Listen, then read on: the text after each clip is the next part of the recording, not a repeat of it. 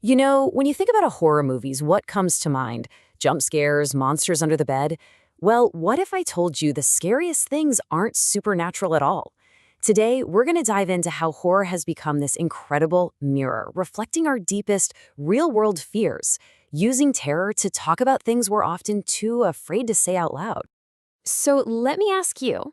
Yeah, you. When the lights go down and that opening music starts, what are you really afraid of? Is it some ghost in the attic, or is it something a lot closer to home? And that's really the heart of what we're talking about today.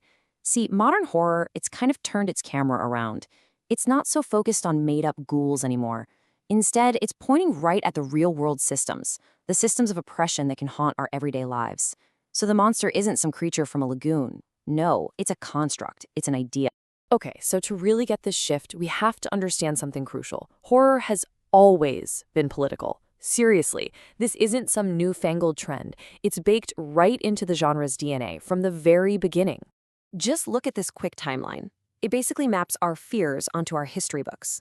You go way back to 1915, and The Birth of a Nation is literally using horror to stoke racial fear and prop up white supremacy.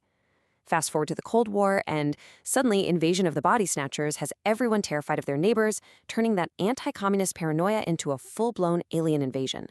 And then you get to 1968, Night of the Living Dead. Wow. It gives us this incredible black hero who survives all the zombies only to be shot and killed by a human posse. Talk about a gut punch and a powerful statement on racism. But, for every step forward like that, the genre has also had this, let's be honest, this long and really problematic history with representation. It leaned on some pretty harmful and, frankly, lazy stereotypes for a long time. Yeah, we all know this one, right? It's become a total running joke. But behind the joke is something pretty dark. This trope comes from a long history of treating marginalized characters as, well, as expendable. It's a mirror, again, showing how certain lives were, and in many ways still are, undervalued. And for decades, this was the deal. If you saw a character of color in a horror movie, odds are they were playing one of these roles. They were the sidekick who was just there to die tragically, or they were the monster, completely stripped of their humanity. Or, as the source material puts it, they were the disposable black body, a character whose only job in the story was to be sacrificed. So, what happened? How did we get from those tired old tropes to the really smart, sophisticated social horror we're seeing today? Well, it was kind of like a perfect storm of changes in the industry itself, and that storm blew the doors wide open for a whole new generation of filmmakers. Okay, so think of the old Hollywood model like a giant fortress. It was all about avoiding risk. Big budgets, big stars, safe bets. But then, streaming came along. And here's the thing about horror films. They're cheap to make, and they can be wildly profitable. Suddenly, the economics changed. The walls of that fortress started to crumble. And this new reality created a space, a real opportunity, for filmmakers with different voices and unique perspectives to finally get their stories told. And right in the middle of this new landscape, one film came along that didn't just crack open the door, nah, it blew the whole thing right off its hinges. You know what I'm talking about. The game changer was Jordan Peele's Get Out, and its success was staggering. We're talking over $100 million at the box office. It just completely shattered that old, tired Hollywood myth that movies about marginalized experiences were niche. It proved without a doubt that these stories weren't just culturally vital, they were absolute commercial powerhouses. And that success really kicked off a new era. Because in today's social horror, the monster isn't just one guy with a mask or one creature. No, the monster is a system. It's an idea. And think about it. That's what makes it so terrifying. It's inescapable. Because how do you fight something that's literally everywhere at once? Let's dig into a few examples.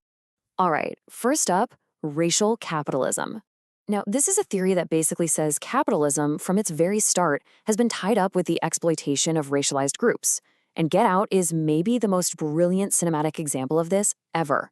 It takes this big academic idea and turns it into the visible, literal horror of a rich white family that is commodifying black bodies for their own selfish gain. Okay, next up, gentrification. We see this in Nia DaCosta's incredible reboot of Candyman. Here, Candyman isn't just a monster in a mirror anymore. He's become the symbol of resistance, a ghost fighting back against the physical and cultural erasure of a black community in Chicago. The real horror isn't the guy with the hook for a hand. It's the slow, systemic violence of displacing people from their homes and histories. And one more, historical trauma. The film La Llorona takes a really famous Latin American folktale, The Weeping Woman, and completely reimagines it. In this version, the ghost isn't just a mother grieving her own lost children, she's the collective spirit, the embodiment of the trauma of indigenous victims from the Guatemalan genocide. And she's come back to haunt the very perpetrators who got away with it, who escaped justice. So you see what's happening here? By pointing the finger and naming these systems as the real monsters, these films become, well, kind of revolutionary. They're using horror for more than just a cheap scare. They're using it to force us to confront some really uncomfortable truths. And it works because fear's so primal, right? It just bypasses all our intellectual defenses and makes us feel the weight of these issues in our gut, in a way that a straightforward drama or documentary sometimes just can't. But this all leads to a really important, kind of tricky question. Is Hollywood's sudden love for social horror a genuine shift towards more inclusion, or is it just cashing in on a trend? Are these stories actually being empowered, or is diversity just the new hot product to sell? And look, there's a really fine line to walk here. The responsibility on the filmmakers is huge. They have to find a way to explore these incredibly painful realities without exploiting them, to use trauma as a tool to build empathy and understanding, and not just turn it into a cheap spectacle for our entertainment.